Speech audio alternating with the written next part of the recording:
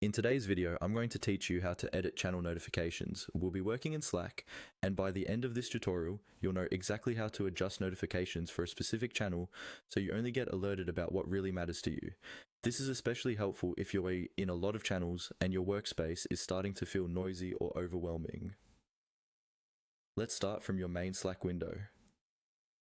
Make sure you're logged into your workspace and looking at the list of channels on the left-hand side of your screen. The first thing you want to do is choose the channel whose notifications you want to change. This could be a project channel, a team channel, or even a social channel. Go ahead and click on that channel so that the conversation opens in the main area. Taking a moment to select the right channel is important because the changes you're about to make will only affect this one channel, not all of Slack. If you have multiple channels you want to customize, you'll repeat these same steps for each one.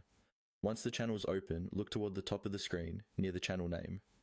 You should see an icon with 3 vertical dots, sometimes called the More Options or Overflow menu.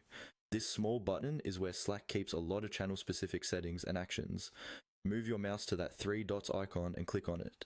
A drop-down menu will appear, offering different options related to that channel. This might include things like viewing channel details, leaving the channel, or adjusting settings. What we're interested in here are the notification settings. In that drop-down menu, look for the option labeled Edit Notifications or something very similar, depending on your Slack version or language settings. When you see it, click on Edit Notifications. As soon as you do, Slack will open a panel